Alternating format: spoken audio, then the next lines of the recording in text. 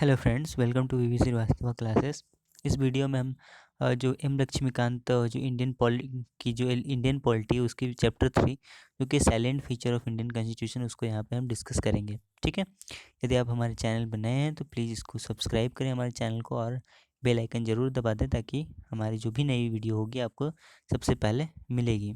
ठीक है ना। और कोई भी सजेशन अगर देना हो तो प्लीज़ कमेंट बॉक्स में ज़रूर दें हमें।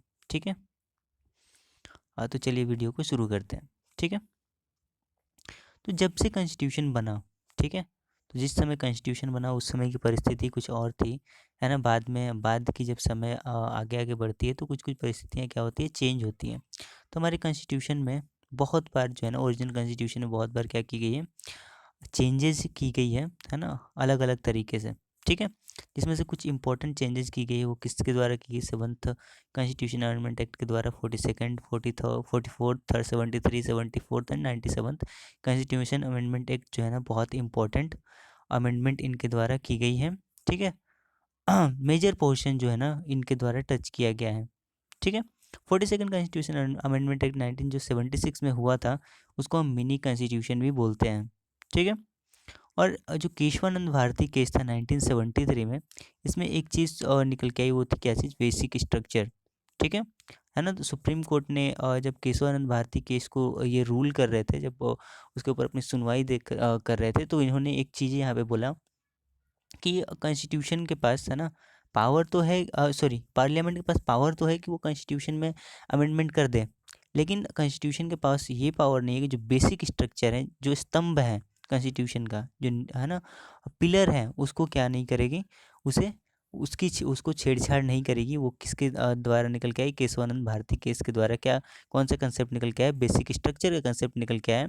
और ये बोला गया सुप्रीम कोर्ट के द्वारा कि आर्टिकल 368 के अंतर्गत, है ना, जो पार्लियामेंट जो है वो कॉन्स्टिट्यूशन के बेसिक स्ट्रक्चर को अमेंड नहीं कर सकती, उसकी उसमें छेड़छाड़ नहीं कर सकती। बाकी इसे छोड़ के बाकी जितने ही प्रोविजन है कॉन्स्टिट्यूशन में, उसको अमेंड कर सकती है कौन, पार्लियामेंट।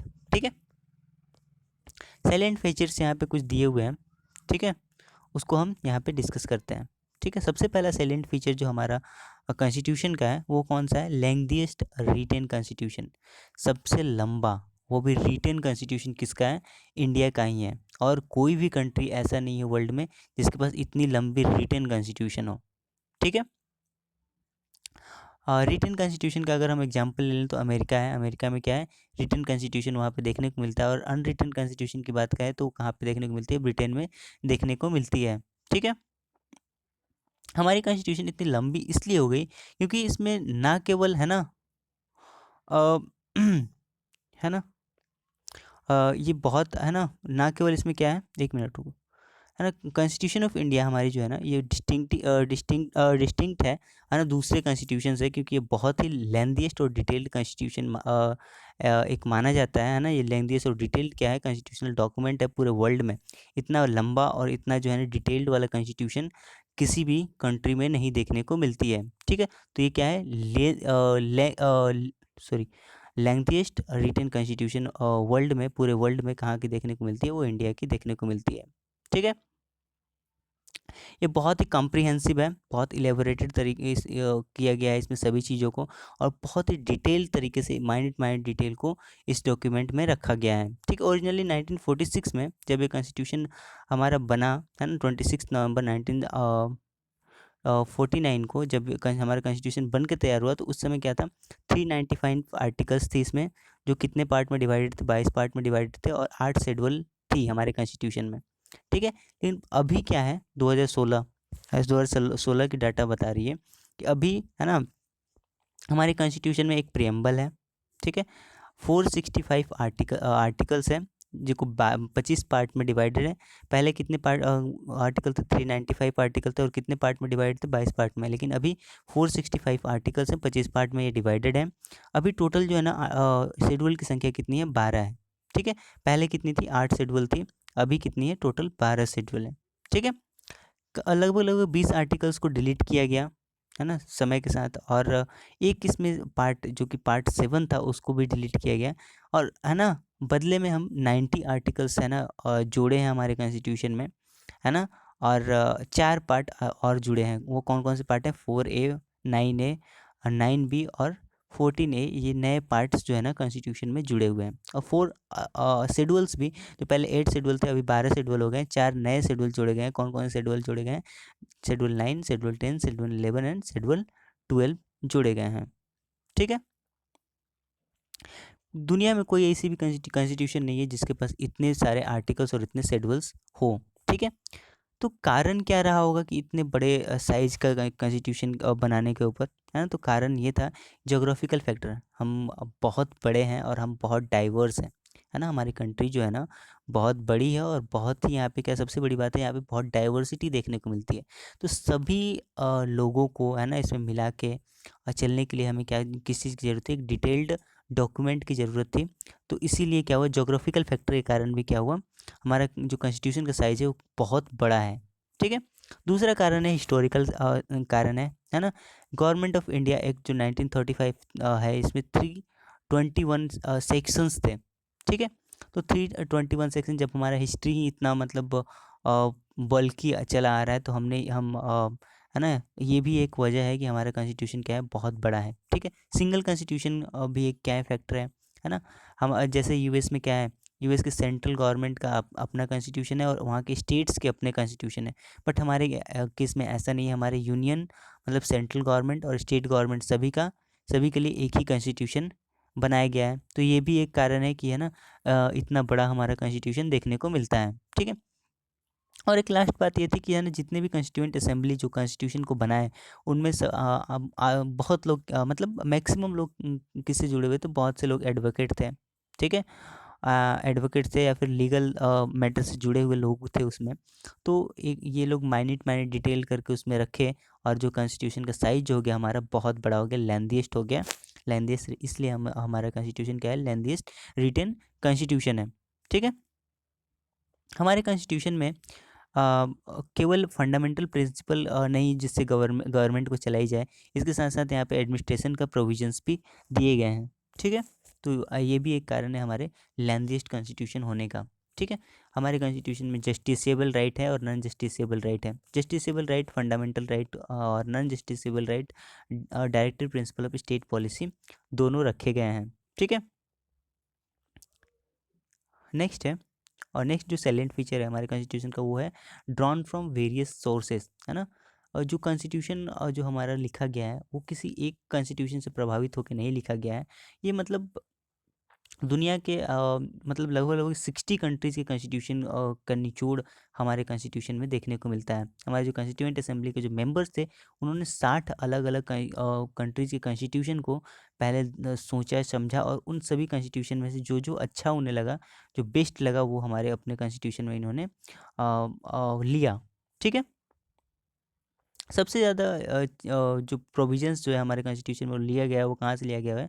वो गवर्नमेंट ऑफ इंडिया एक्ट 1935 से लिया गया है। लगभग लगभग 250 प्रोविजन जो कि गवर्नमेंट ऑफ इंडिया एक्ट 1935 था, वहाँ से हमारे कॉन्स्टिट्यूशन में लिया गया है। ठीक है। बी आर अम्बेडकर जो है ना बोलते हैं कि ransacking of all the non constitution of the world. क्योंकि हमने 60 जो कॉन्स्टिट्यूंट असेंबली के जो मेंबर थे, लगभग लगभग 60 अदर अदर कंट्रीज़ के जो कॉन्स्टिट्यूशन था उनको पढ़ा, उनको समझा, उनको डिटेल से समझा। उसके बाद अपने कॉन्स्टिट्यूशन में जो जो अच्छा लगा वहाँ से उन्होंने लिया। तो इसलिए बी आर अम्बेडकर बोलते हैं कि हमारा जो कॉन्स्टिट्यूशन है वो सभी कॉन्स्टिट्यूशन का क्या है? निचोड़ है। ठीक है। दुनिया के जितने भी बड़े बड़े कंट्रीज के कॉन्स्टिट्यूशन है, सभी का निचोड़ हमारे कॉन्स्टिट्यूशन में देखने को मिलता है। और ऐसा नहीं है कि सभी बड़े कॉन्स्टिट्यूशन का हमने सारे चीज़ ले लिया, जो अच्छा चीज़ें था, है ना, उसको हमने क्या किया? अपने कॉन्स्टिट्यूशन में लिया। ठीक है। स्ट्रक्चरल पार्ट है जो हमारे कॉन्स्टिट्यूशन का, वो कहाँ से लिया गया है? वो गवर्नमेंट ऑफ इंडिया एक्ट 1935 से लिया गया है। फिलोसॉफिकल पार्ट जो कॉन्स्टिट्यूशन का है, जैसे फंडामेंटल राइट्स हो गया या फिर डायरेक्टिव प्रिंसिपल हो गया, ये कहाँ से लिया गया है? फंडामेंटल राइट को अमेरिकन कॉन्स्टिट्यूशन से लिया गया है। और डीपीएसपी को कहाँ से लिया गया है? आयरिश कॉन्स्टिट्यूशन से लिया गया है। पॉलिटिकल पार्ट जो है हमारे कॉन्स्टिट्यूशन का, है ना, जैसे the principle of cabinet government या फिर relation between executive and legislative, है ना, इसको कहाँ से लिया गया है? इसको ब्रिटिश कॉन्स्टिट्यूशन से लिया गया है। पॉलिटिकल पार्ट को कहाँ से लिया गया है? ब्रिटिश कॉन्स्टिट्यूशन से लिया गया है। ठीक है। नेक्स्ट जो फीचर है हमारे कॉन्स्टिट्यूशन का, वो क्या है? Blend of rigidity and flexibility. ठीक है। रिजिड भी है हमारा कॉन्स्टिट्यूशन और क्या है? फ्लेक्सिबल भी है ना? तो हमारे कॉन्स्टिट्यूशन दोनों है रिजिड एंड फ्लेक्सिबल। कॉन्स्टिट्यूशन को हम दो भागों में दो तरीके से बांटते हैं, rigid constitution and flexible constitution, है ना। अगर किसी कॉन्स्टिट्यूशन को, है ना, एक कॉन्स्टिट्यूशन है मान लो, उसको अगर अमेंड करना बहुत ही मुश्किल है, उसको आप बहुत मुश्किल से उसमें जो प्रोविजंस लिखी है उसको आप अमेंड कर सकते हो, तो उसको हम क्या बोलेंगे, रिजिड कॉन्स्टिट्यूशन बोलेंगे, है ना। जो कहाँ का देखने को मिलता है, अमेरिका का देखने को मिलता है, ठीक है। अमेरिका कॉन्स्टिट्यूशन कैसा है, बहुत रिजिड, यहाँ पे जो भी कॉन्स्टिट्यूशन में बातें लिखी गई है उसको उसको अमेंड करने के लिए, है ना, बहुत मतलब कठिन है उसको उसको उसमें अमेंडमेंट करना, ठीक है। बहुत हार्ड प्रोविजंस है।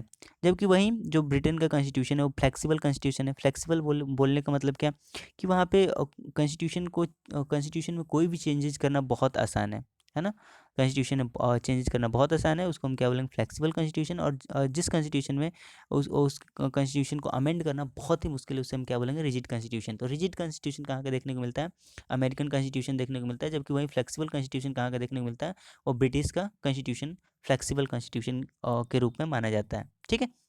जबकि इंडिया का कॉन्स्टिट्यूशन क्या है, दोनों है ना, यूनिक है, ये अपने आप में ही एक यूनिक है। क्योंकि यहाँ पे क्या देखने को मिलती है, रिजिडिटी भी देखने को मिलती है और फ्लेक्सिबिलिटी भी देखने को मिलती है, ठीक है।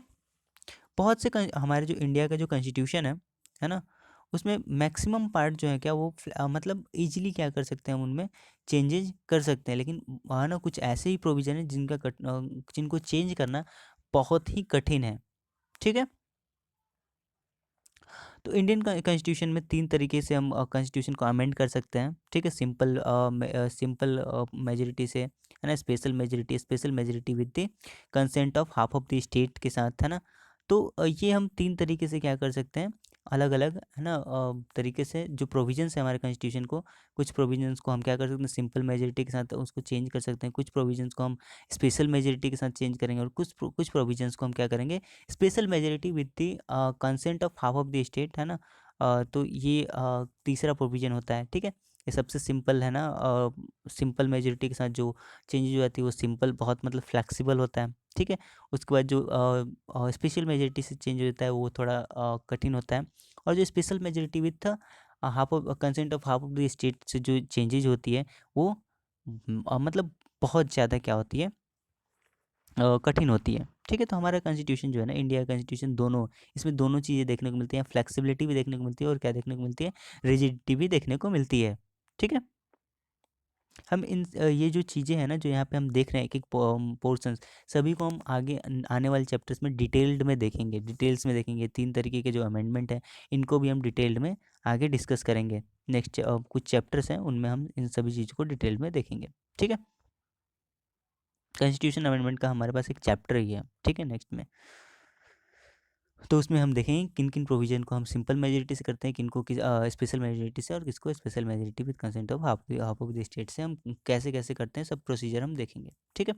फेडरल सिस्टम, नेक्स्ट हमारा जो फीचर है, फेडरल सिस्टम विथ यूनिटरी बायस, ठीक है। हमारे कॉन्स्टिट्यूशन जो होते हैं, है ना, किसी भी देश के वो क्या होते हैं, या तो फेडरल कॉन्स्टिट्यूशन होते हैं, वहाँ की फेडरल गवर्नमेंट होती है, या फिर यूनिटरी गवर्नमेंट होती है, ठीक है। लेकिन हमारे में क्या देखने को मिलती है, फेडरल भी देखने को मिलती है, लेकिन है ना, ये बायस किधर है, यूनिटरी की तरफ बायस्ड है, ठीक है। फेडरेशन तो हमारी कंट्री में है, लेकिन ज़्यादा पावर किसको दिया गया है, यूनियन गवर्नमेंट को दिया गया है, ठीक है। कॉन्स्टिट्यूशन ऑफ इंडिया क्या इस्टेब्लिश करता है, federal system of government, government को फेडरल सिस्टम ऑफ गवर्नमेंट को क्या करता है, इस्टेब्लिश करता है हमारे कॉन्स्टिट्यूशन, ठीक है। कुछ फीचर्स हैं जो फेडरल सिस्टम के हमारे पास सिस्टम है, वो कौन से, दो गवर्नमेंट देखने को मिलती है, एक स्टेट लेवल पर और एक सेंट्रल लेवल पर देखने को मिलती है, डिवीजन ऑफ पावर देखने को मिलती है। तीन लिस्ट बांट दिया गया है, ठीक है। कि एक लिस्ट जो सेंट्रल यूनियन लिस्ट है, इस पर सेंट्रल गवर्नमेंट लॉ बनाएगी, दूसरा स्टेट लिस्ट है, इसमें स्टेट गवर्नमेंट लॉ बनाएगी, और तीसरा क्या होता है, कंकरेंट लिस्ट, जिसपे दोनों मिलकर बनाएंगी, ठीक है। और चौथा होता है रेसिड्यूरी पावर, जो किसको दी जाती है, सेंट्रल गवर्नमेंट को दी जाती है, ठीक है। रिटन कॉन्स्टिट्यूशन है हमारा, ये किसका फीचर है, फेडरल गवर्नमेंट का फीचर है, ठीक है। सुप्रीमेसी ऑफ कॉन्स्टिट्यूशन, कॉन्स्टिट्यूशन का सुप्रीमेसी होता है ना।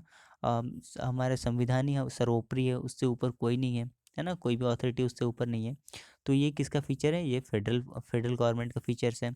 रिजिडिटी ऑफ कॉन्स्टिट्यूशन, है ना, तो ये भी किसका फीचर है, फेडरल गवर्नमेंट का फीचर्स है। इंडिपेंडेंट जुडिशियरी, है ना, ये भी किसका फीचर्स है, फेडरल गवर्नमेंट का फीचर्स है। और बाई कैमरलिज्म मीन्स दो हाउसेस, पार्लियामेंट की दो हाउसेस है ना, किसका सिस्टम है ये, फेडरल गवर्नमेंट की सिस्टम है। ठीक है, लोकसभा एंड राज्यसभा दो हाउसेस है ना हमारी संसद में, है तो उसी को हम क्या बोलेंगे, बाई कैमरलिज्म। ठीक है, कुछ हमारे कॉन्स्टिट्यूशन में क्या है ना, कुछ फीचर्स ऐसे भी हैं जो क्या है, यूनिटरी वाले हैं। ठीक है, और फेडरल गवर्नमेंट का एक बेस्ट एग्जांपल कौन सा है, अमेरिका, यूएसए। ठीक है, यूएसए में क्या देखने को मिलता है, प्योर फेडरल गवर्नमेंट देखने को मिलती है।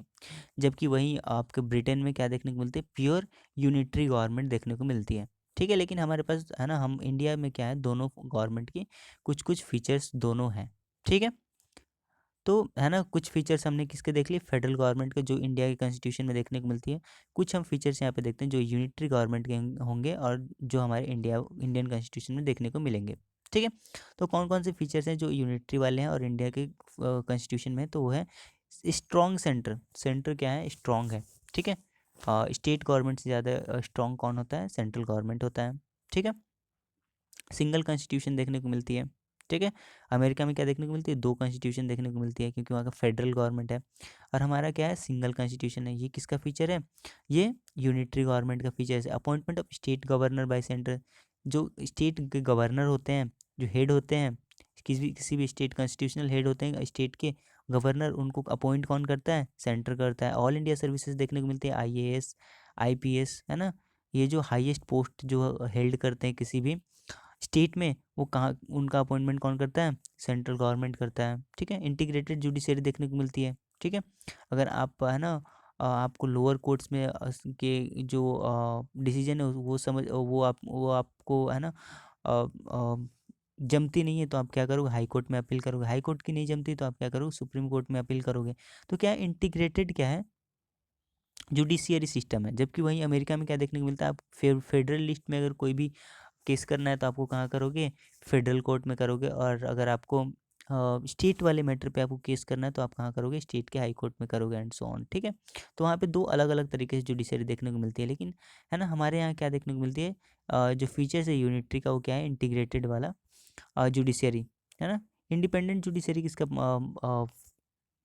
फीचर है, तो फेडरल का फीचर है। जबकि वह इंटीग्रेटेड जुडिशरी किसका फीचर्स है, तो ये किसका फीचर्स है, तो ये फीचर है हमारे यूनिटरी का। ठीक है, तो इंडिया में, इंडिया को के लिए एक टर्म का यूज किया गया है, फेडरेशन। ठीक है, फेडरेशन, है ना,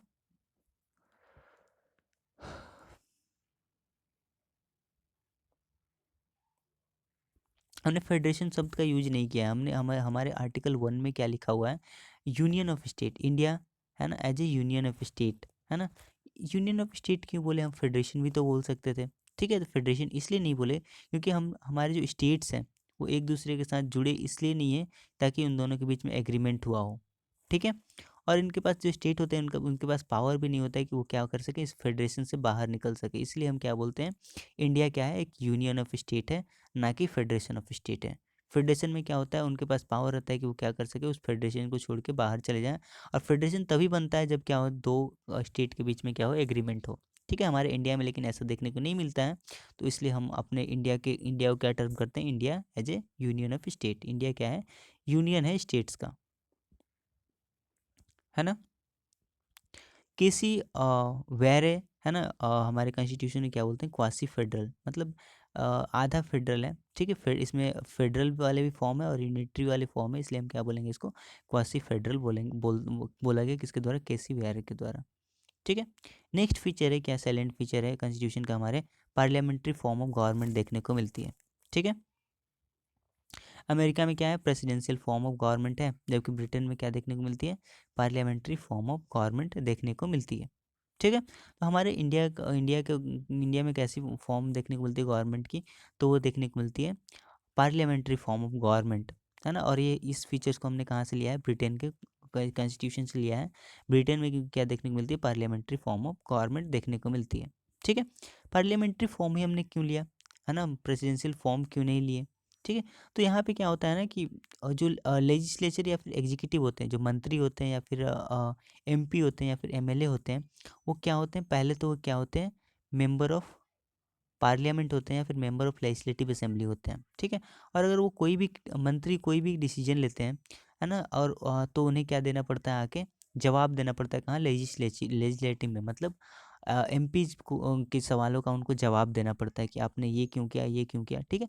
तो एक अच्छे तरीके से रिस्पॉन्सिबल गवर्नमेंट बन सके, इसलिए हम क्या किए, रिस्पॉन्सिबल गवर्नमेंट बन सके, इसलिए हमने किस चीज़ को अडॉप्ट किया, पार्लियामेंट्री सिस्टम को अडॉप्ट किया। इसमें क्या होता है, लेजिस्लेटिव और एग्जीक्यूटिव जो ऑर्गन होते हैं एक एक दूसरे को क्या करते हैं, कोऑपरेट करते हैं और कोऑर्डिनेट करते हैं एक दूसरे को, ठीक है ना। जबकि प्रेसिडेंशियल सिस्टम में क्या देखने को मिलता है, टोटल सेपरेशन ऑफ पावर देखने को मिलता है, जबकि पार्लियामेंट्री सिस्टम में ऐसा कुछ नहीं देखने को मिलता है। पार्लियामेंट्री सिस्टम में क्या देखने को मिलता है, लेजिस्लेचर और एग्जीक्यूटिव दोनों एक पार्लियामेंट का हिस्सा होते हैं और दोनों एक दूसरे को कोऑपरेट करते हैं और कोऑर्डिनेट करते हैं। जबकि वही अमेरिका में क्या देखने को मिलता है, प्रेसिडेंशियल सिस्टम देखने को मिलता है, और वहाँ पे क्या होता है, जो एग्जीक्यूटिव होते हैं वो अलग होते हैं किससे, लेजिस्लेटिव से। लेजिस्लेटिव का काम क्या होता है, लॉ बनाना, और इनका काम क्या होता है, लॉ को एग्जीक्यूट करना, ठीक है। ये लॉ बना दिए, इसको एग्जीक्यूट करेंगे, ठीक है। ये इनको, इनके लिए जवाबदेही नहीं होंगे और ये इनको जवाबदेही नहीं होंगे, ठीक है। लेकिन हमारे केस में क्या है, पार्लियामेंट्री सिस्टम में क्या है, दोनों मिलके उस लॉ को ही बनाएंगे, है ना। और उसको इम्प्लीमेंट कौन करेगा, जो एग्जीक्यूटिव होंगे वो इम्प्लीमेंट करेंगे, जो मंत्री होंगे वो इम्प्लीमेंट करेंगे उस लॉ को। और अगर, है ना, ऐसा लगता है लेजिस्लेटिव को कि ये गलत तरीके से उसका यूज कर रहे हैं, तो ये इससे जवाब भी मांगेंगे, ठीक है। तो ये सिस्टम है, ठीक है। पार्लियामेंट्री सिस्टम को वेस्ट मिनिस्टर सिस्टम भी, Westminster model of government भी बोलते हैं। क्यों? क्योंकि जो हम पार्लियामेंट्री सिस्टम निकल के आया वो कहाँ से निकल के आया, ब्रिटेन से निकल के आया। और ब्रिटेन का जो पार्लियामेंट है, ब्रिटेन का जो संसद है, वो कहाँ देखने को मिलता है, वेस्ट मिनिस्टर एक जगह है, वहाँ पे ये देखने को मिलता है। इसलिए हम इस मॉडल को, पार्लियामेंट्री सिस्टम ऑफ मॉडल को हम क्या बोलते हैं, Westminster model of government भी बोलते हैं, ठीक है। कॉन्स्टिट्यूशन जो है ना हमारे इस्टेब्लिश किया है, parliamentary system of government not at centre but also in state, ठीक है। कॉन्स्टिट्यूशन हमारे पार्लियामेंट्री सिस्टम केवल सेंटर के लिए ही अलाउ नहीं किया है, बल्कि स्टेट के लिए भी बोला है कि स्टेट में भी कौन सी सिस्टम देखने को मिलेगी, पार्लियामेंट्री सिस्टम ही देखने को मिलेगी। तो इसलिए हमारे जो स्टेट गवर्नमेंट भी देखती है, वो किसका रिप्लिका होती है, तो सेंट्रल गवर्नमेंट का ही रिप्लिका देखने को मिलता है यहाँ पे, ठीक है। पार्लियामेंट्री सिस्टम में क्या होता है, रोल प्राइम मिनिस्टर का क्या होता है, बहुत सिग्निफिकेंट होता है। इसलिए हम इस मॉडल को क्या बोलते हैं, प्राइम मिनिस्टरियल मॉडल भी बोलते हैं, ठीक है। फीचर्स क्या होते हैं पार्लियामेंट्री गवर्नमेंट के, तो पहला क्या होता है, presence of real and nominal executive. यहाँ पे दोनों होते हैं, रियल और नॉमिनल एग्जीक्यूटिव भी होते हैं। जैसे वैसे और एग्जीक्यूटिव, वैसे लोग जो क्या होते हैं, डायरेक्टली गवर्नमेंट के द्वारा, पीपल्स के द्वारा इलेक्ट होके आते हैं और क्या करते हैं, वहाँ पे एग्जीक्यूशन करते हैं। जैसे कौन, पीएम वगैरह हो गए या फिर मंत्री हो गए, क्या होते हैं, ये डायरेक्टली इलेक्ट होके आते हैं पीपल से। और नॉमिनल हेड देखने को मिलता है, जैसे हमारे प्रेसिडेंट है, उनको इलेक्ट कौन करता है, इनको इलेक्ट करती है लेजिस्लेटिव असेंबलीज स्टेट्स के, है ना, उसके एमएलएज करते हैं। और या पार्लियामेंट के में जो मेंबर्स होते हैं, एमपीज होते हैं, वो मिलके एमपी एंड एमएलएज मिलके क्या करते हैं, किसको इलेक्ट करते हैं, तो वो प्रेसिडेंट को अपॉइंट करते हैं। तो वही क्या हम बोलेंगे यहाँ पे, रियल और नॉमिनल एग्जीक्यूटिव दोनों यहाँ पे देखने को मिलते हैं, ठीक है। मेजोरिटी पार्टी रूल करता है, जो पार्टी मेजोरिटी में सीट लेके आती है पार्लियामेंट में, वो क्या करती है, रूल करती है, ठीक है। कलेक्टिव रिस्पॉन्सिबिलिटी होती है एग्जीक्यूटिव की लेजिस्लेचर को, है ना। कोई भी वो अगर ये एक्शन ले रहा है, तो वो किसके प्रति जवाबदेही होगा, वो लेजिस्लेचर को जवाबदेही होगा, ठीक है। जो मेंबरशिप होता है मिनिस्टर का, वो लेजिस्लेचर में भी होता है। पहले कोई भी मिनिस्टर क्या होता है, पहले एक क्या होता है, लेजिस्लेचर होता है। वो सबसे पहले वो पीपल के द्वारा चुन के भेजा जाता है, तो वो क्या होता है, एक एमपी होता है या फिर एमएलए होता है ना। अगर उसकी पार्टी मेजोरिटी में, तो और उसकी पार्टी गवर्नमेंट बनाती है, तो उसको क्या कर सकती है, वो मिनिस्टर बना सकती है, एग्जीक्यूटिव बना सकती है, ठीक है। तो membership of minister in legislature में, वो है ना, एक एक जो मिनिस्टर होता है, एक मंत्री होता है, वो पहले क्या होता है, एमपीज होता है या फिर एमएलए होता है, ठीक है। ये स्टेट के लिए और ये सेंटर के लिए, ठीक है। लीडरशिप किसका देखने को मिलता है, प्राइम मिनिस्टर का सेंट्रल लेवल में, और चीफ मिनिस्टर का एट स्टेट लेवल पे देखने को मिलता है, ठीक है। लोअर हाउस क्या करती है, जैसे लोकसभा या फिर स्टेट लेजिस्लेटिव असेंबली क्या होती है, ये डिजोल्व होती है ना। एक कार्यकाल के बाद 5 ईयर्स जब ये कंप्लीट कर लेती है, उससे पहले भी किसी अनवांटेड सिचुएशन में क्या करते हैं, लोकसभा क्या हो जाती है, डिजोल्व हो जाती है, और उसके बाद क्या होता है, इलेक्शन होता है और फिर से नई लोकसभा देखने को मिलती है, ठीक है। पार्लियामेंट्री गवर्नमेंट जो है ना, combined with an elected president at the head, ठीक है। पार्लियामेंट्री गवर्नमेंट में क्या देखने को मिलता है, एक इलेक्टेड प्रेसिडेंट देखने को मिलता है हेड का, ठीक है, जो कि रिपब्लिक वाले फीचर्स होते हैं, जैसे, है ना, ब्रिटेन में क्या है, मोनार्कियल है, जबकि हमारा क्या है, रिपब्लिक है। क्योंकि हमारे जो नॉमिनल हेड है, जो प्रेसिडेंट होते हैं, वो क्या है, इलेक्टेड किए जाते हैं, इनडायरेक्टली तरीके से इलेक्टेड किए किए जाते हैं। लेकिन वही ब्रिटेन में क्या होता है, हेरिडेटरी जो चला आ रहा है वही क्या होंगे, मोनार्क होंगे, है ना। क्वीन और किंग वहाँ पे सबसे नॉमिनल हेड होते हैं, ठीक है। तो जिस भी कंट्री में जो है ना इलेक्टेड नॉमिनल हेड होंगे, वो क्या, वो कंट्री क्या कहलाएगा, रिपब्लिक कहलाएगा। और जहाँ पे हेरिडेटरी मोनार्क देखने को मिलेगा, वहाँ पे क्या देखने को मिलेगा, मोनार्क, है ना, मोनार्कल सिस्टम। सिंथेसिस, नेक्स्ट जो फीचर है synthesis of parliamentary sovereignty and judicial supremacy, ठीक है। हमारा जो कॉन्स्टिट्यूशन है, ये दोनों मतलब क्या देखने को मिलता है, हमारा कॉन्स्टिट्यूशन क्या है, कॉन्स्टिट्यूशन ही सबसे सर्वोपरि है, ठीक है। जबकि क्या देखने को मिलता है, ब्रिटेन में क्या देखने को मिलता है, वहाँ की पार्लियामेंट जो है ना सबसे हाईएस्ट अथॉरिटी है, वहाँ की जो पार्लियामेंट बोल देगी वही होगा, ठीक है। और जबकि और वहीं अमेरिका में क्या देखने को मिलता है, अमेरिका में जुडिशियल सिस्टम, जुडिशियल सुप्रीमेसी है, ठीक है। वहाँ की जुडिशियल सिस्टम जो भी बोल देगी वही चीज़ें इम्प्लीमेंट या स्पीच देखने को मिलती है। लेकिन हमारे केस में ऐसा नहीं है, हमारे केस में कॉन्स्टिट्यूशन सर्वोपरि है, ठीक है। कॉन्स्टिट्यूशन की बात पार्लियामेंट भी मानती है हमारी, और कॉन्स्टिट्यूशन के बाद हमारी जुडिशियल सिस्टम भी मानती है। इसके ऊपर जाके हम कोई काम नहीं करते, ठीक है। तो अगर कोई भी इंडियन इंडियन पार्लियामेंट में कोई ऐसा लॉ लेके आया जाता है जो कॉन्स्टिट्यूशन की हनन करती है, तो क्या जुडिशियल रिव्यू का पावर किसको दिया है, सुप्रीम कोर्ट को दिया गया है। जो क्या करेगा, रिव्यू करेगा उस लॉ को। अगर उस रिव्यू में ये पाया गया कि ये जो लॉ बनाया गया पार्लियामेंट के द्वारा ये हनन करता है कॉन्स्टिट्यूशन के किसी प्रोविजन को, तो वो तुरंत ही क्या हो जाएगी, ख़त्म हो जाएगी, ठीक है। लेकिन जो है ना हमारा जो स्कोप जुडिशियल रिव्यू का दिया गया है सुप्रीम कोर्ट को, वो बहुत छोटा देखने को मिलता है as compare to US. US में क्या होती है, यूएस की जो अमेरिकन की सुप्रीम कोर्ट है, वो बहुत उनके पास पावर है, और वो जो बोल देती है वही किसको करना पड़ता है, वहाँ की पार्लियामेंट को करना पड़ता है।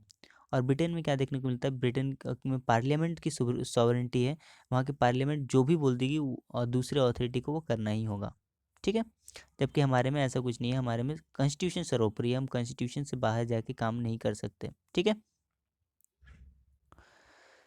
ठीक है, तो अमेरिका जो काम करती है उस प्रोसेस को हम क्या बोलेंगे, procedure, due process of law, है ना। अगर अमेरिका में कोई वो कोई अमेरिकन हाई सुप्रीम कोर्ट जो है वो किसी केस में जजमेंट दे रही है, और उसे कोई चीज़ अच्छी लगती है, तो वो क्या बोल देती है, आज से ये है ना क्या हो जाएगी कि हमारे कॉन्स्टिट्यूशन में ऐड हो जाएगी, है ना। जबकि हमारा कॉन्स्टिट्यूशन जो है वो कैसा है, प्रोसीजर इस्टेब्लिश्ड बाय लॉ, है ना। जो प्रोसीजर जो है ना हमारे कॉन्स्टिट्यूशन में लिखे गए हैं, उसके अनुसार से ही हमारी जुडिशियरी चलेगी, उसी के अनुसार से हमारी पार्लियामेंट चलेगी, या फिर दूसरी जो जितनी भी ऑर्गेनाइजेशन है वही, वो किसको फॉलो करेगी, कॉन्स्टिट्यूशन को फॉलो करेगी। जबकि अमेरिका में क्या देखने को मिलता है, अमेरिका में ड्यू प्रोसेस ऑफ लॉ है। मतलब क्या, अमेरिकन कॉन्स्टिट्यूशन को कुछ अच्छा लगता है, कुछ प्रोसेस, तो वो क्या बोलती है, आज से ये प्रोसेस को हम अडॉप्ट कर रहे हैं, ठीक है। और वो कॉन्स्टिट्यूशन में ऐड हो जाती है, ठीक है। जबकि हमारे में ऐसा नहीं है, हम जो प्रोसीजर इस्टेब्लिश किया गया है लॉ के द्वारा, उसको ही हमारे जितनी भी ऑर्गन्स होते हैं, जुडिशरी, लेजिस्लेटिव या फिर एग्जीक्यूटिव, सभी उसको फॉलो करते हैं, है ना। तो अमेरिकन कॉन्स्टिट्यूशन को हम क्या बोलेंगे, ड्यू प्रोसेस ऑफ लॉ बोलेंगे। जबकि हमारे कॉन्स्टिट्यूशन क्या बोलेंगे, प्रोसीजर इस्टेब्लिश्ड बाय लॉ बोलेंगे, ठीक है।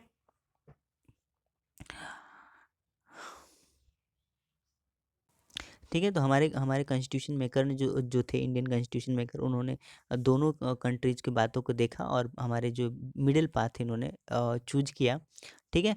ये क्या किया, जो इंडियन का ये पावर दे दिया है ना जुडिशरी को, कि जुडिशियल रिव्यू कर सकती है। पार्लियामेंट अगर कोई लॉ बनाती है, वो कॉन्स्टिट्यूशन को वायलेट करती है, तो क्या कर सकती है, सुप्रीम कोर्ट क्या कर सकती है, जुडिशियल रिव्यू के माध्यम से उसे क्या कर सकती है, खारिज कर सकती है, वो लॉ क्या हो जाएगा, ख़त्म हो जाएगा, ठीक है। है ना। पार्लियामेंट क्या कर सकती है, अमेंड कर सकती है मेजर पोर्शन कॉन्स्टिट्यूशन के, है ना, through it constitution constituent power, है ना। लेकिन जो बेसिक स्ट्रक्चर जो का केस मतलब केशवानंद भारती केस, जो हमने सबसे चैप्टर के शुरुआत में ही देखा, केशवानंद भारती केस में सुप्रीम कोर्ट ने ये बोला था कि कॉन्स्टिट्यूशन सभी को तो वो चेंज कर सकते हैं, लेकिन जो बेसिक स्ट्रक्चर जो कॉन्स्टिट्यूशन के, उनको चेंज ये नहीं कर सकती, ठीक है। नेक्स्ट फीचर जो है हमारे कॉन्स्टिट्यूशन का, वो इंटीग्रेटेड एंड इंडिपेंडेंट जुडिशियरी, है ना। तो हमारे क्या देखने को मिलती है, इंडिया में सिंगल इंटीग्रेटेड जुडिशियल सिस्टम देखने को मिलता है। सिंगल इंडिपेंडेंट जुडिशियल सिस्टम का मतलब क्या देखने को मिलता है ना। सबसे नीचे में क्या है, लोअर कोर्ट्स देखने को मिलते हैं, डिस्ट्रिक्ट कोर्ट्स एंड अदर है ना, उससे ऊपर क्या देखने को मिलती है, हाई कोर्ट देखने को मिलती है, उससे ऊपर क्या देखने को मिलती है, सुप्रीम कोर्ट्स देखने को मिलती है ना। ये जो लोअर कोर्ट्स होते हैं हर एक डिस्ट्रिक्ट में होते हैं, ठीक है, या फिर उनसे भी छोटे लेवल पे होंगे ये, है ना। जो हाई कोर्ट देखने को मिलेंगे हर एक स्टेट के कैपिटल्स एंड या फिर स्टेट के जो इम्पोर्टेंट शहर होंगी वहाँ पे देखने को मिलेंगी, ठीक है। जबकि जो सुप्रीम कोर्ट इंडिया में एक ही देखने को मिलता है, ठीक है, जो कि कहाँ देखने को मिलता है, दिल्ली में देखने को मिलता है, ठीक है। और इसे हम क्या बोलेंगे, इंटीग्रेटेड जुडिशल सिस्टम, है ना। अगर कोई मैटर जो है ना यहाँ पे गया, लोअर कोर्ट में गया, है ना, और लोअर कोर्ट की डिसीजन आई, है ना, और वो किसी बंदे को मतलब वो जमती नहीं है, तो क्या कर सकता है, हाई कोर्ट में अपील कर सकता है।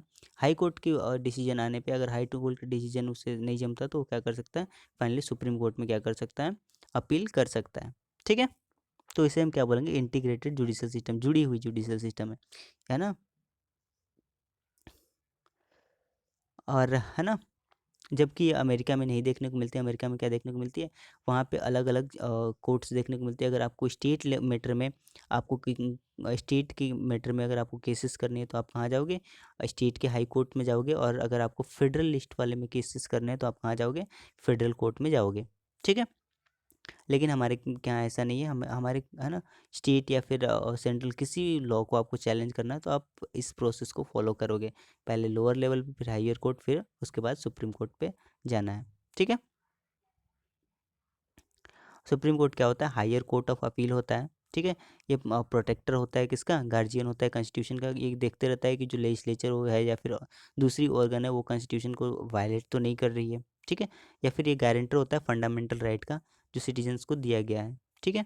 अगर फाइल में फंडामेंटल राइट की वायलेशन होती है आप किसी भी सिटीजन्स की, तो डायरेक्टली कहाँ जा सकते हैं, सुप्रीम कोर्ट में डायरेक्टली जा सकते हैं। वो नीचे से प्रोसेस फॉलो करते हुए नहीं जा सकते, वो डायरेक्टली सुप्रीम कोर्ट में जा सकते हैं, फिर डायरेक्टली वो हाई कोर्ट में जा सकते हैं, ठीक है। या फिर हाई कोर्ट से सुप्रीम कोर्ट में भी जा सकते हैं, ठीक है। तो सुप्रीम कोर्ट क्या है, हाईएस्ट कोर्ट ऑफ अपील है ना। सबसे पहले हम लोअर कोर्ट में करते हैं, उसके बाद हाई कोर्ट में उसको चैलेंज करते हैं, उसके बाद सुप्रीम कोर्ट में करते हैं, ठीक है। हाँ, तो हाईएस्ट कोर्ट ऑफ अपील है ना, इससे ऊपर कोई भी ऑर्गन नहीं है। या फिर ये प्रोटेक्टर है किसका, फंडामेंटल राइट का जो सिटीजन्स को प्रोवाइड किए गए हैं, ठीक है। ये गार्जियन होता है कॉन्स्टिट्यूशन का, ठीक है। नेक्स्ट फीचर है हमारे कॉन्स्टिट्यूशन का, वो क्या है, फंडामेंटल राइट्स। फंडामेंटल राइट्स जो है ना, 6 फंडामेंटल राइट्स हमारे जितने भी इंडिया के सिटीजन हैं उनको प्रोवाइड की गई है ना। ये किस में रखा गया, अंडर पार्ट 13 में रखा गया है, ठीक है। इसमें जो 6 राइट फंडामेंटल राइट दिए गए हैं वो कौन कौन से हैं, राइट टू इक्वलिटी आर्टिकल 14 से 18 के बीच में रखी गई है, राइट टू फ्रीडम आर्टिकल 19 से 22 के बीच में रखी गई है, राइट अगेंस्ट एक्सप्लॉइटेशन आर्टिकल 23-24 में रखी गई है, right to freedom of religious article 25 से 28 के बीच में रखी गई है, cultural and educational right article 29 से 30 के बीच में रखी गई है, right to constitutional remedies article 32 में रखी गई है, ठीक है।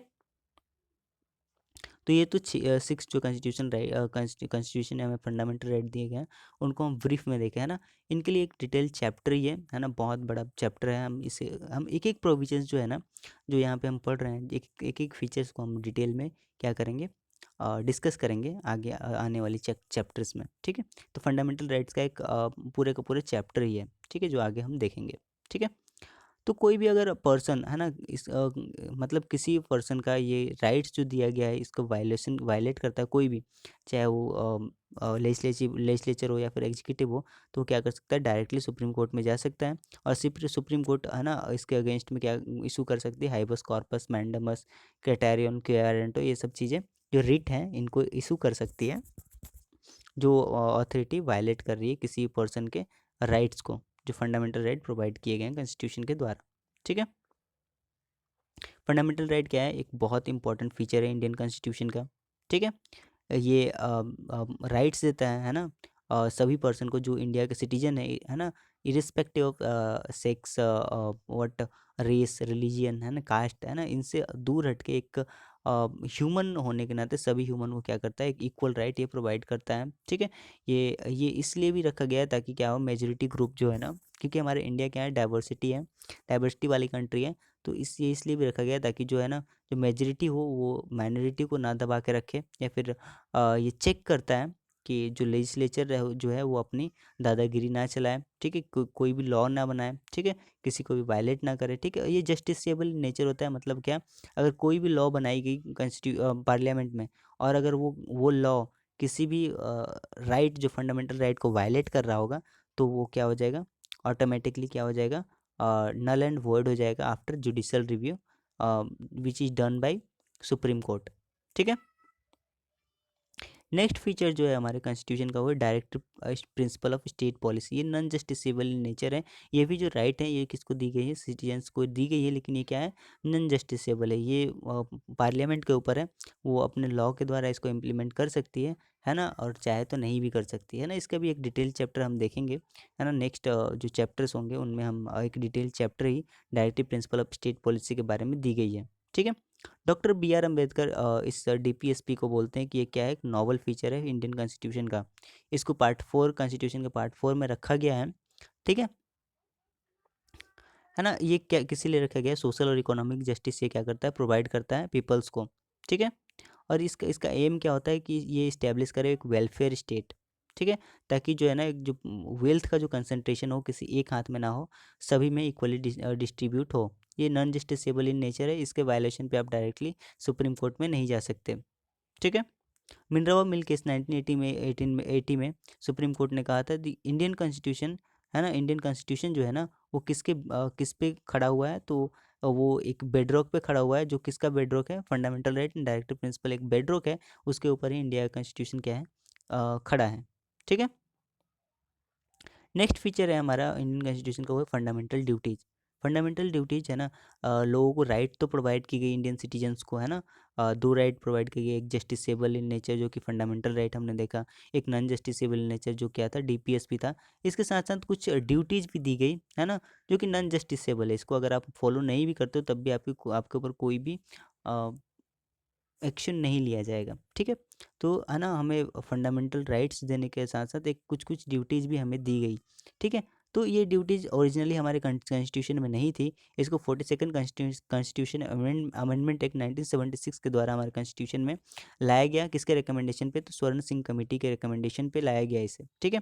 ये पार्ट 4 में देखने को 4A में देखने को मिलता है ये, ठीक है।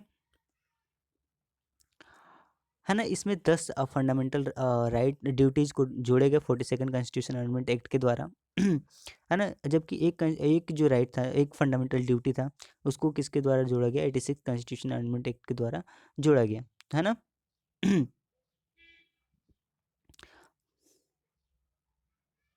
है ना, तो इसको भी हम डिटेल में देखेंगे, इसका एक चैप्टर ही है ना। Fundamental right, DPSP, fundamental duties, इसका इनके चैप्टर्स हैं, अलग अलग चैप्टर, सेपरेट चैप्टर। हम यहाँ पे ओनली क्या देख रहे हैं, इसके ब्रीफ में देख रहे हैं कि हमारे कॉन्स्टिट्यूशन का फीचर्स क्या क्या है, ठीक है। तो directive principle of state policy, the DPSP are non justiciable in nature. जैसे डीपीएसपी क्या था, वो नॉन जस्टिसेबल इन नेचर था, वैसे ही ये भी क्या है, नॉन जस्टिसेबल नेचर है। अभी टोटल कितने फंडामेंटल ड्यूटीज हमें मौजूद है, 11 फंडामेंटल ड्यूटीज मौजूद है। इसमें से 10 किसके द्वारा आए थे, 42nd कॉन्स्टिट्यूशन अमेंडमेंट एक्ट 1976 के द्वारा आए थे, और एक किससे आया था, 86 कॉन्स्टिट्यूशन अमेंडमेंट एक्ट के द्वारा हमारे कॉन्स्टिट्यूशन में देखने को मिला, ठीक है। इंडियन सेकुलरिज्म देखने को मिलता है। इंडिया क्या है, एक सेकुलर कंट्री है। यहाँ पे सभी धर्म की इक्वल क्या की जाती है, इक्वल उनको क्या दी जाती है, प्रोटेक्शन प्रोवाइड की जाती है, ठीक है ना। और हमारे मतलब हमारे कॉन्स्टिट्यूशन में किसी भी धर्म को क्या ऑफिशियल रिलीजियस के रूप में नहीं बताया गया है, ठीक है। हमारे कॉन्स्टिट्यूशन में कोई भी ऐसा ऑर्गन है वहाँ पे, है ना, कोई भी ऐसी एजेंसी या फिर ऑर्गन है जिसमें कोई भी बंदा, है ना, ह्यूमन होना चाहिए और एलिजिबल होना चाहिए, वो क्या कर सकता है, वहाँ पे वो उसको हेल्ड कर सकता है ना। ऐसा नहीं है कि वो, है ना, वो हिंदू है तभी इस इंस्टीट्यूशन को हेल्ड करेगा, ऐसा कुछ नहीं है, ठीक है। या फिर वो मुस्लिम है तो इसको इस इंस्टीट्यूशन को हेल्ड करेगा, ऐसा कुछ नहीं है ना। तो हमारी जो कॉन्स्टिट्यूशन है उसने किसी भी रिलीजियस को स्टेट और रिलीजियस के रूप में घोषित नहीं किया है, ठीक है ना। सेकुलर डेमोक्रेसी का फीचर्स क्या होते हैं, स्टेट आइडेंटिफाई नहीं करता है किसी भी रिलीजियस को, है ना। स्टेट गारंटी करता है everyone to right to profess, है ना। है ना, हमारी जो स्टेट जो है ना, या सेंट्रल गवर्नमेंट या फिर जो हमारी अथॉरिटी है वो क्या अलाउ करती है कि आप किसी भी धर्म को क्या कर सकते हो, प्रोफेस कर सकते हो या फिर चूज कर सकते हो, फॉलो कर सकते हो, ठीक है। आप एंटागोनिस्ट भी रह सकते हो, आप जो है नास्तिक भी रह सकते हो, है ना? ईटीसी कोई भी डिस्क्रिमिनेशन नहीं किया जाता है स्टेट के द्वारा, है ना? जातिवाद के मामले में आपको डिस्क्रिमिनेशन नहीं देखने को मिलेगा, है ना? ऐसा होता है क्या कि ये जो स्कीम आई ये ओनली इसी लोगों को मिलेगी, ऐसा नहीं होता है ना? हमारे यहाँ देखा जाता है क्या, सोशल एंड इकोनॉमिक कंडीशन पे डिवाइड किया जाता है कि सोशली ये बैकवर्ड है, इसे ये सेवा मिलनी चाहिए, इकोनॉमिकली बैकवर्ड है ना? इससे क्या मिलनी चाहिए, ये सेवा मिलनी चाहिए, है ना? सोशल इकोनॉमिक तरीके से हम क्या करते हैं, किसी भी स्कीम का हम इम्प्लीमेंटेशन करते हैं, ना कि हम रिलीजियस के तौर पे करते हैं, ठीक है? तो स्टेट भी कभी भी डिस्क्रिमिनेट नहीं करेगी, है ना, आपको रिलीजियस के मामले में, ठीक है? कोई भी सिटीजन इंडिया का होना चाहिए, वो किसी भी ऑफिस को, है ना, जो इंडिया का होगा उसको वो हेल्ड कर सकता है, ठीक है? सभी को पॉलिटिकली इक्वल बनाया गया है, सभी कोई क्या हो सकते हैं, किसी भी पोस्ट के लिए खड़े हो सकते हैं, मतलब इलेक्शन में खड़े हो सकते हैं, कोई भी किसी भी रिलीजियस का हो वो बंदा, और वो क्या कर सकता हो, इलेक्ट हो सकता है, ठीक है? या फिर कोई भी बंदा हो किसी भी रिलीजियस का, वो क्या कर सकता है, वोट दे सकता है, एंड सो ऑन, ठीक है? तो हमारा जो एम था स्टेबल के किस क्या एम था हमारे जो कॉन्स्टिट्यूशन में कहा कि सेकुलर स्टेट बनाया जाए, ठीक है ना? सेकुलर स्टेट बोलने का मतलब ये नहीं था, है ना, पॉजिटिव मतलब कंटेक्स्ट में देखा जाए तो, है ना? इसका मतलब ये नहीं था कि हम किसी एक मतलब किसी रिलीजियस को ये नहीं करेंगे, हम क्या थे कि हम सभी रिलीजियस को इक्वली क्या करेंगे, इक्वली उनको हम ट्रीट करेंगे, इक्वली रिस्पेक्ट करेंगे। देखो वेस्टर्न वाले वर्ल्ड में क्या देखने को मिलते हैं कि वेस्टर्न वाले जितने भी है वहाँ पे जो है ना, वो जो स्टेट होते हैं, जो वहाँ पे गवर्नमेंट होती है, वो रिलीजियस के मामले से अलग होती है ना? रिलीजियस कुछ भी करे, स्टेट अपना अलग है इन दोनों से। जबकि हमारे यहाँ क्या देखने को मिलती है, सभी रिलीजियस को इक्वली ट्रीट किया जाता है, किसके द्वारा, स्टेट्स के द्वारा, ठीक है? तो हम वेस्टर्न कंट्री से, है ना, हम किस तरीके से अलग हैं, तो वेस्टर्न कंट्रीज में क्या देखने को मिलता है, रिलीजियस और स्टेट दोनों अलग होते हैं, ये अपना काम देखते हैं, ये अपना काम देखते हैं। लेकिन जबकि हमारे इंडिया में क्या देखने को मिलती है, सभी रिलीजियस का इक्वली तरीके से क्या किया जाता है, स्टेट के द्वारा क्या किया जाता है, रिस्पेक्ट किया जाता है, और उनके भावनाओं को रिस्पेक्टफुली देखा जाता है, ठीक है? नेक्स्ट फीचर है हमारे कॉन्स्टिट्यूशन का यूनिवर्सल एडल्ट फ्रेंचाइजी, ठीक है? इसका मतलब क्या होता है, यूनिवर्सल एडल्ट फ्रेंचाइजी का मतलब क्या, वन पर्सन वन वोट, है ना? एक पर्सन एक वोट ही करेगा। ऐसा नहीं कि एक पर्सन जिसके पास बहुत ज़्यादा वेल्थ है उसको 10 वोट दे दिया गया, और जिसके पास कम वेल्थ है उसको एक भी वोट नहीं दिया गया, ऐसा नहीं है। आप रिच हो या फिर पुअर हो, आप किसी भी कास्ट से हो, किसी रिलीजियस से हो, कुछ भी हो, है ना, अगर आप एक एज को क्रॉस कर जाते हो, है ना, तो आपको क्या होती है, एक वोट देने का अधिकार हो जाता है, ठीक है? जैसे हमारे इंडिया में क्या रखी गई है, 18 साल की उम्र रखी गई है, जो अगर आप इस एज को आप क्रॉस कर लेते हो ओनली, तो आप क्या हो जाते हो, एलिजिबल हो जाते हो किसके लिए, वोट करने के लिए, ठीक है? पहले ये उम्र कितनी थी, 21 साल थी, जिसको घटा के 1989 में कितना कर दिया गया, 18 साल कर दिया गया। और इस एज को घटाया गया किस कॉन्स्टिट्यूशन अमेंडमेंट एक्ट के द्वारा, तो वो 61st कॉन्स्टिट्यूशन अमेंडमेंट एक्ट के द्वारा इसको घटाया गया, ठीक है? हमारा इंडियन कॉन्स्टिट्यूशन क्या इस्टेब्लिश करता है, पॉलिटिकल इक्वलिटी इस्टेब्लिश करता है, किस माध्यम से, तो यूनिवर्सल एडल्ट फ्रेंचाइजी के माध्यम से, ठीक है? सभी कोई वोट दे सकते हैं, अगर वो एक एज जो कि है 18 ईयर्स जो हमारे कंट्री में रखा गया है, उसको अगर कोई भी बंदा क्रॉस कर लेता है, चाहे वो किसी रिलीजियस का हो, चाहे किसी भी रेस का हो, चाहे, है ना, कहीं का भी हो, किसी भी रीजन का हो, वो क्या हो जाता है, एक वोट का हकदार हो जाता है, वो वोट दे सकता है, या फिर वो, है ना? नेक्स्ट जो फीचर है हमारे कॉन्स्टिट्यूशन का, वो क्या है, सिंगल सिटीजनशिप, ठीक है? इंडिया में क्या देखने को मिलता है, आपको सिंगल सिटीजनशिप देखने को मिलता है। आपको ओनली आप किसका सिटीजन लेते हो, सिटीजनशिप लेते हो, आप इंडिया का सिटीजनशिप लेते हो, ना कि आप झारखंड से हो तो झारखंड का सिटीजनशिप, है ना? अगर आप उत्तरांचल से हो तो उत्तरांचल का सिटीजनशिप, छत्तीसगढ़ का सिटीजनशिप, ऐसे नहीं लेते हैं हम। क्या लेते हैं हम, एक ही सिटीजनशिप लेते हैं, इंडिया का सिटीजनशिप हम लेते हैं, है ना? जबकि वहीं यूएसए में क्या देखने को मिलता है, वहाँ के आपको अलग-अलग सिटीज़नशिप लेने पड़ते हैं। आपको एक यूनियन गवर्नमेंट की एक अलग सिटीज़नशिप लेनी पड़ती है, और अपने-अपने स्टेट्स की अलग-अलग तरीके से आपको सिटीज़नशिप लेनी पड़ती है। लेकिन हमारे इंडिया में ऐसा कुछ नहीं है। आप कहीं से भी आपका बर्थ कहीं पे भी है इंडिया के किसी भी कोने में, आप किसके सिटीज़न हो, इंडिया के सिटीज़नशिप हो, है ना, सिटीज़न हो, ठीक है? आपको अलग-अलग स्टेट्स की सिटीज़नशिप नहीं लेने की ज़रूरत है ना? आप केवल आप, है ना, हमारा ओनली वन सिटीजनशिप है, जो कि किसका है, इंडियन सिटीजनशिप, ठीक है? है ना, कोई भी सिटीजन हो इंडिया के कहीं का भी हो, वो है ना है ना, कहीं पे भी क्या कर सकता है, जॉब कर सकता है, एम्प्लॉयमेंट कहीं भी कर सकता है। ऐसा नहीं कि आप झारखंड से हो तो ओनली झारखंड में ही एम्प्लॉयमेंट करोगे, आप बिहार से तो बिहार में ही करोगे, आप राजस्थान से तो राजस्थान में ही करोगे, ऐसा नहीं है। अगर आप है ना पूरे क्या है, हमारे सिटीजनशिप पूरे इंडिया में है, तो हम कहीं पे के भी हैं वो, कहीं पे भी हम क्या कर सकते हैं, एम्प्लॉयमेंट कर सकते हैं। ठीक है, तो ये सिंगल सिटीजनशिप को हमारे कॉन्स्टिट्यूशन मेकर ने क्यों अडॉप्ट किया है, ताकि हम क्या कर सकें, रीजनलिज्म जो होता है उसको हम ख़त्म कर सकें। ठीक है, तो है ना, हमने अनडाउटेबली क्या अडॉप्ट किया, यूनिटी बने रहा है हमारे पीपल्स के बीच में, इसलिए हमने क्या अडॉप्ट किया, सिंगल सिटीजनशिप को हमने अडॉप्ट किया। ठीक है, नेक्स्ट फीचर हमारे जो कॉन्स्टिट्यूशन का है वो इंडिपेंडेंट बॉडीज़ है। ठीक है, हमारे कॉन्स्टिट्यूशन में ओनली जो है ना लेजिस्लेटिव, एग्जीक्यूटिव या जुडिशियल ऑर्गन ही नहीं देखने को मिलते, इनके अलावा भी हमारे एडमिनिस्ट्रेशन चलाने के लिए कुछ इंडिपेंडेंट बॉडीज रखे गए हैं, जैसे इलेक्शन कमीशन, जो कि फ्री एंड फेयर इलेक्शन कराने के लिए इनको बनाई गई है ना, ये कॉन्स्टिट्यूशनल बॉडीज होता है। ठीक है, ये इलेक्शन किसका कराता है, पार्लियामेंट में पार्लियामेंट के दोनों हाउसेस के लिए ये इलेक्शन कराता है, स्टेट लेजिस्लेचर के लिए भी ये इलेक्शन कराता है, और office of president and office of vice president के लिए क्या कराता है, इलेक्शन कराता है, और ये क्या है, एक पूरी तरह से इंडिपेंडेंट बॉडी है। ठीक है, उसके बाद दूसरी जो इंडिपेंडेंट बॉडी देखने को मिलती है इंपॉर्टेंट, वो कंटेम्प्रोरल और ऑडिटर जनरल ऑफ इंडिया देखने को मिलती है। ये क्या करते हैं, स्टेट और सेंट्रल गवर्नमेंट की क्या करते हैं, अकाउंट्स जो होते हैं उसको क्या करते हैं, ये ऑडिट करते हैं। ठीक है, union public service commission UPSC जो देखने को मिलती है आपको, वो कंडक्ट कराती है रिक्रूटमेंट के लिए, है ना, ऑल इंडिया सर्विसेज और जो सेंट्रल सर्विसेज के लिए जो भी एग्जाम्स कंडक्ट कराई जाती है वो किसके द्वारा कराई जाती है, यूनियन पब्लिक सर्विस कमीशन के द्वारा कराई जाती है, जो हायर लेवल वाले होते हैं, है ना, जैसे group A and group B वाले, है ना, तो इनके द्वारा कराए जाते हैं। स्टेट पब्लिक सर्विस कमीशन, वही स्टेट लेवल के हाईएस्ट जो पोस्ट होते हैं उनके लिए एग्जामिनेशन इनके द्वारा कराया जाता है। ठीक है, तो ये सारे कुछ क्या है, इम्पोर्टेंट जो थे, क्या थे, इंडिपेंडेंट बॉडी है ना, ये जो कि हमारे फीचर्स, हमारे इंडियन कॉन्स्टिट्यूशन क्या है, एक फीचर है, हम इन सब को है ना डिटेल में देखेंगे। ठीक है, नेक्स्ट चैप्टर्स में। ठीक है, हमारे कॉन्स्टिट्यूशन का नेक्स्ट फीचर है इमरजेंसी प्रोविजंस। ठीक है, तो हमारे जो कॉन्स्टिट्यूशन मेकर थे वो इससे बहुत अच्छी तरीके से वाकिफ़ थे कि कुछ ऐसा भी कंडीशन आ सकता है, सिचुएशन आ सकता है जब गवर्नमेंट क्या हो सके, कंट्रोल ना कर सके, है ना, पीपल्स को।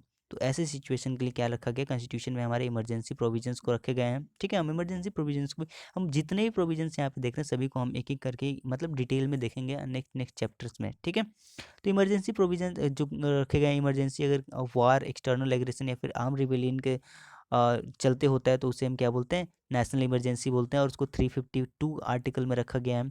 इमरजेंसी अगर कॉन्स्टिट्यूशन का फेलियर हो जाए, वही स्टेट है वो जो कॉन्स्टिट्यूशन के खिलाफ जाके काम कर रहा है, तो ऐसे केस में क्या हो जाएगा, प्रेसिडेंट रूल लग जाता है, आर्टिकल 356 या 365 के तहत, है ना। फाइनेंशियल इमरजेंसी लगती है आर्टिकल 360 के अंतर्गत। ठीक है, हमारी मान लो जो फॉरेन एक्सचेंज रिजर्व है वो ख़त्म हो गई, तो ऐसे केस में क्या होता है, आर्टिकल 360 लगा के क्या लगा दिया जाता है, फाइनेंशियल इमरजेंसी दी जाती है। ठीक है ना, और ये लगाई क्यों जाती है, ताकि सॉवरेंटी, यूनिटी, इंटीग्रिटी और सिक्योरिटी हमारी कंट्री की क्या हो सके, बरकरार रखे। ठीक है, जैसे ही इमरजेंसी लगती है, सेंट्रल गवर्नमेंट जो होते हैं, है ना, वो बहुत पावरफुल हो जाते हैं, और स्टेट जो है ना, स्टेट को कौन कंट्रोल करता है, डायरेक्टली सेंट्रल गवर्नमेंट के द्वारा कंट्रोल किया जाता है। उस समय जो स्टेट गवर्नमेंट होती है वो क्या हो जाती है, पूरी तरीके से निरस्त हो जाती है। ठीक है, और ये एक ऐसा फीचर्स है कि बिना हम हमारे कॉन्स्टिट्यूशन का अमेंड किए हुए ही हम हमारी कॉन्स्टिट्यूशन क्या हो जाती है, फेडरल से किस में कन्वर्ट हो जाती है, यूनिटरी में कन्वर्ट हो जाती है, जब भी इमरजेंसी प्रोविजन लगा दिए जाते हैं। ठीक है, नेक्स्ट जो फीचर्स है हमारे कॉन्स्टिट्यूशन का वो क्या है, 3 टियर गवर्नमेंट, है ना, 3 लेवल पे गवर्नमेंट, है ना। ओरिजिनली जो है ना हमारी कॉन्स्टिट्यूशन में 2 लेवल की गवर्नमेंट रखी गई थी, एक स्टेट लेवल पे और एक सेंट्रल लेवल पे। ठीक है, लेकिन जो 73rd and 74th constitution amendment था, इसने एक और लेवल की गवर्नमेंट को क्रिएट किया, वो कौन सी, 3rd टियर ऑफ गवर्नमेंट देखने को मिली। ठीक है, 73rd कॉन्स्टिट्यूशन अमेंडमेंट एक्ट 1992 के तहत पंचायती राज को इंट्रोड्यूस किया गया, है ना। इसे इसके लिए एक नया पार्ट बनाया गया, पार्ट 9, और इसके लिए एक नया शेड्यूल क्रिएट किया गया, शेड्यूल 11। ठीक है, सिमिलरली वैसे ही एक 74th कॉन्स्टिट्यूशन अमेंडमेंट एक्ट के द्वारा म्यूनसिपैलिटी को लाया गया, कॉन्स्टिट्यूशनल बनाया गया, कॉन्स्टिट्यूशनल रिकॉग्निशन दिया गया। वैसे तो पंचायत या फिर म्यूनसिपैलिटी पहले से भी थे, लेकिन इनको कॉन्स्टिट्यूशनल रिकॉग्निशन इन जो अमेंडमेंट एक्ट थे इनके द्वारा मिले। ठीक है, तो म्यूनसिपैलिटीज़ के लिए एक न्यू पार्ट बनाया गया, पार्ट 9A, और एक न्यू शेड्यूल क्रिएट की गई, शेड्यूल 12। ठीक है, नेक्स्ट जो फीचर है हमारे कॉन्स्टिट्यूशन का वो है कोऑपरेटिव सोसाइटीज़। कोऑपरेटिव सोसाइटी का ये एक फीचर है।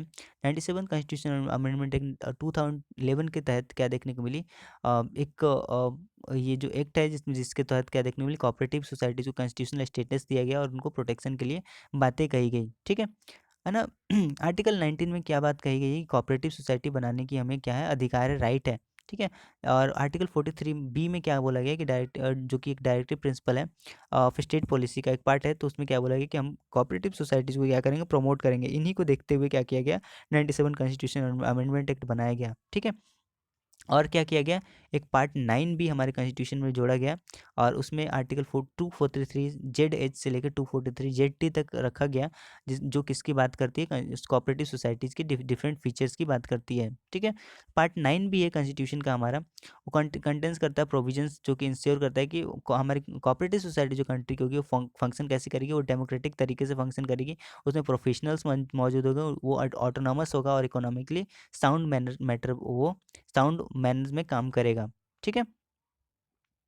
और अगर मल्टी स्टेट कोऑपरेटिव सोसाइटी के क्रिएट करना है तो वो कौन करेगा, पार्लियामेंट को एम्पावर किया गया कि वो एक लेजिस्लेट करेगी एक लॉ और उसके तहत ही क्या क्या किसका क्रिएशन होगा, मल्टी स्टेट कोऑपरेटिव सोसाइटी का गठन होगा और स्टेट लेजिस्लेचर क्रिएट करेगी, जो जो कोऑपरेटिव सोसाइटी ओनली एक ही स्टेट में देखने को मिलेगी उनके लिए लॉ स्टेट लेजिस्लेचर बनाएगी, ठीक है? तो यहाँ पे देखते हैं कौन-कौन से मतलब कॉन्स्टिट्यूशन से हमारे हमारे कॉन्स्टिट्यूशन में कौन-कौन से स्कीम्स को ली गई है। तो गवर्नमेंट ऑफ इंडिया एक 1935 से क्या-क्या लिया गया है, federal scheme, office of governor, judiciary, public service commission, emergency provisions and administrative detail, ये कहाँ से ली गई है? तो गवर्नमेंट ऑफ इंडिया एक 1935 से ली गई है। ब्रिटिश कॉन्स्टिट्यूशन से हमने क्या लिया है, parliamentary government, rule of law, legislature procedure, single citizenship, cabinet system, prerogative रीट्स, parliamentary privileges and bicameralism हमने कहाँ से लिया है, ब्रिटिश के कॉन्स्टिट्यूशन से लिया गया है। यूएस के कॉन्स्टिट्यूशन से हमने क्या लिया है, तो fundamental right, independent judiciary, judicial review, impeachment of president, removal of supreme court and high court जजेज, पोस्ट ऑफ वाइस प्रेसिडेंट, ये हमने कहाँ से लिया है, यूएस के कॉन्स्टिट्यूशन से लिया है। आयरिश के कॉन्स्टिट्यूशन से हमने क्या लिया है, डीपीएसपी लिया है, या फिर nomination of member of Rajya Sabha और method of election of president, ये हमने कहाँ से लिया है, आयरिश कॉन्स्टिट्यूशन से लिया है। कनाडा कॉन्स्टिट्यूशन से हमने क्या लिया है, फेडरेशन विद स्ट्रॉन्ग सेंटर लिया है, wasting of residuary power in the centre, ये हमने लिया है। Appointment of state governor by centre, ये हमने यहाँ से लिया है। Advisory jurisdiction of supreme court, ये हमने कनाडा के कॉन्स्टिट्यूशन से लिया है। ऑस्ट्रेलिया कॉन्स्टिट्यूशन से हमने क्या लिया है, concurrent list, freedom of trade, commerce and intercourse, है ना, joint sitting of to houses of parliament, हमने कहाँ से लिया है, ऑस्ट्रेलिया के कॉन्स्टिट्यूशन से लिया है। वाइमर कॉन्स्टिट्यूशन से हमने क्या लिया है, suspension of fundamental right under emergency, ये हमने कहाँ से लिया है, वाइमर कॉन्स्टिट्यूशन से हमने लिया है। यूएसएसआर के कॉन्स्टिट्यूशन से हमने क्या लिया, जो रसिया के कॉन्स्टिट्यूशन उससे हमने क्या लिया, फंडामेंटल ड्यूटीज़ लिया है और आइडिया जस्टिस का आइडिया हमने लिया है, ठीक है, social economic and political justice, ठीक है, ये हमने कहाँ से लिया है, सोवियत यूनियन से लिया है। फ्रेंच कॉन्स्टिट्यूशन से हमने क्या लिया, रिपब्लिक और idea of liberty, equality and fraternity, ये कहाँ से लिया हमने, फ्रेंच कॉन्स्टिट्यूशन से लिया है। साउथ अफ्रीका कॉन्स्टिट्यूशन से हमने क्या लिया, procedure of amendment of constitution और election of member of Rajya Sabha, ये हमने कहाँ से लिया है, साउथ अफ्रीका के कॉन्स्टिट्यूशन से लिया है। जापानीज कॉन्स्टिट्यूशन से हमने क्या लिया, प्रोसीजर एस्टेब्लिश बाय लॉ, है ना? तो है ना, ये इस चैप्टर में इतना ही, है ना, इस वीडियो में इतना ही, ठीक है। और इसके साथ ही हमारे जो है ना चैप्टर 3, है ना, इंडियन पॉलिटी एम लक्ष्मीकांत के चैप्टर 3 कंप्लीट होते हैं, ठीक है। नेक्स्ट वीडियो में हम चैप्टर 4 को डिस्कस करेंगे, ठीक है। तो स्टे ट्यून्ड, अगर आप हमारे चैनल पर नए हैं तो प्लीज़ सब्सक्राइब करें हमारे चैनल को और बेल आइकन ज़रूर दबा दें, ठीक है। और जो भी सजेशन हो वो हमें आप कमेंट बॉक्स में दे सकते हैं। Thank you.